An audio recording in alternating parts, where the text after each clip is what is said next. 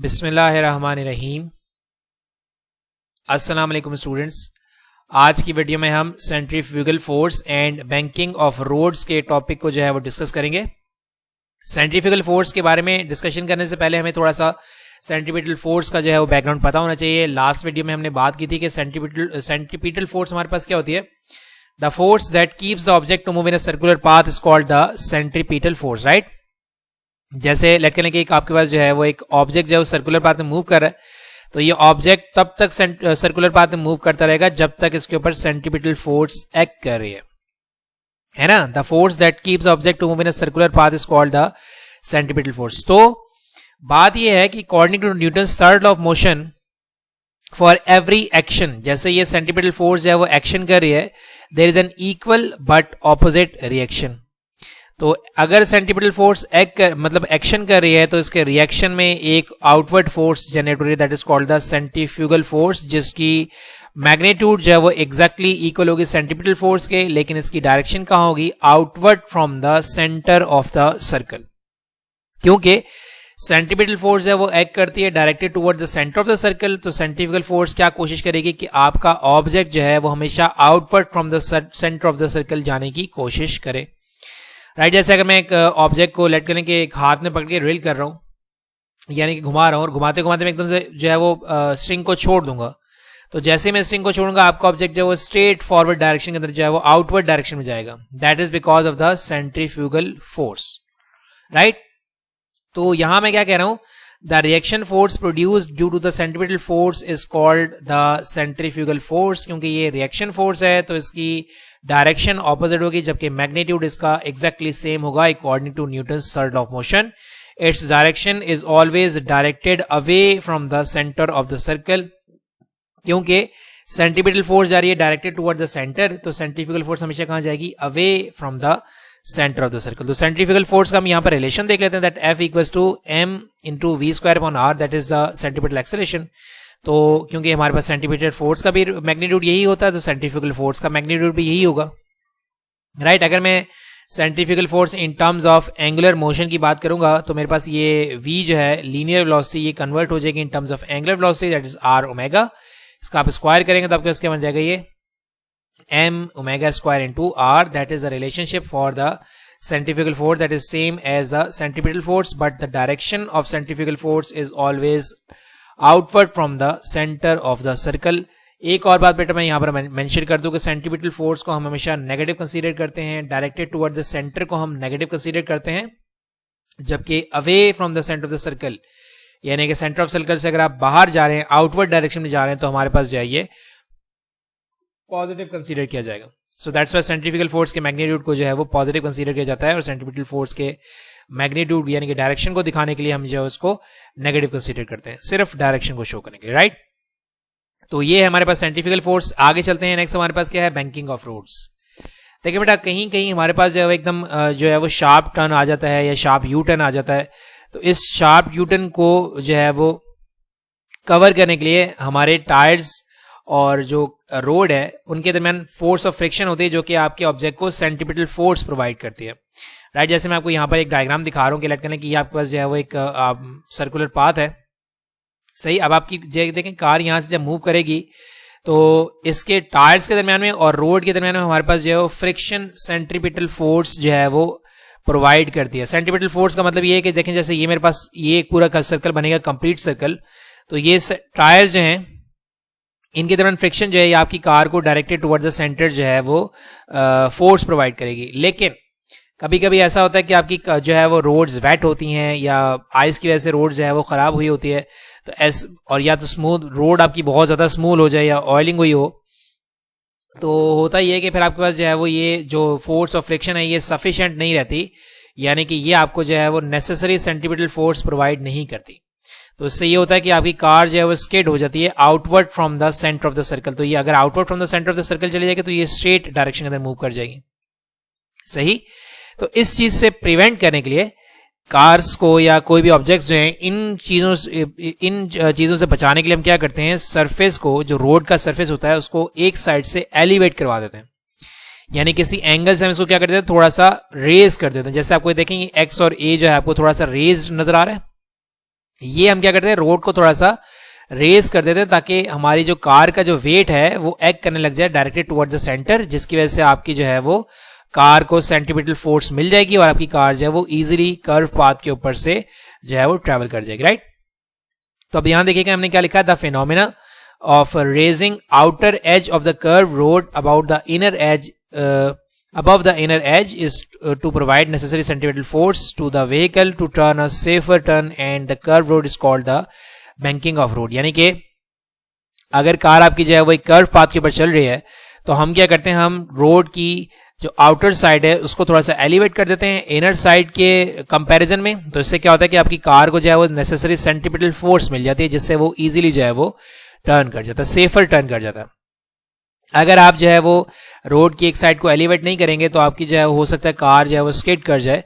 तो that's why हम क्या करते हैं, रोड की एक साइड को आउटर एज को जो है वो रेस कर देते हैं इनर एज के कंपैरिजन में। तो इसको हम लोग कहते हैं बैंकिंग ऑफ रोड। ये जो हम लोग एलिवेट करते हैं एक साइड से, इसी को हम लोग कहते हैं बैंकिंग ऑफ रोड। तो इसका रीजन देख रहे हैं हम, देखें when a car takes a sharp turn, जब कार जो है वो शार्प टर्न लेती है, centripetal force is required to keep it in curve track. Centripetal force की रिक्वायरमेंट होती है, अदरवाइज आपकी कार जो है वो सेंटर के अंदर यानी कर्व ट्रैक के ऊपर जो है वो ट्रैवल नहीं करती। The friction between the tyres and the road provides the necessary centripetal force. ये जो आपकी कार के टायर्स हैं, देखें आप हमेशा जब भी गाड़ी को स्किड करते हैं तो कार आपकी जो है वो सेंटर की तरफ आती है, राइट। तो the friction between the tyres and the road provides the necessary centripetal force. ये जो आपकी कार के टायर्स के दरमियान और रोड के दरमियान जो फ्रिक्शन है ये क्या करती है, सेंट्रिपिटल फोर्स प्रोवाइड करती है। लेकिन अगर कुछ ऐसा हो जाए कि आपके पास जो फ्रिक्शन सफिशिएंट ना रहे, रोड गीली हो जाए या ऑयल पड़ा हो रोड के ऊपर या बहुत ज़्यादा रोड शार्प हो जाए या वेट रोड हो, तो फिर क्या होगा, the car would skid away if the force of friction is not sufficient enough, particularly when the road is wet. Car क्या कर जाएगी, स्किड कर जाएगी अगर आपके पास जो है फोर्स ऑफ फ्रिक्शन जो है सफिशिएंट ना हो।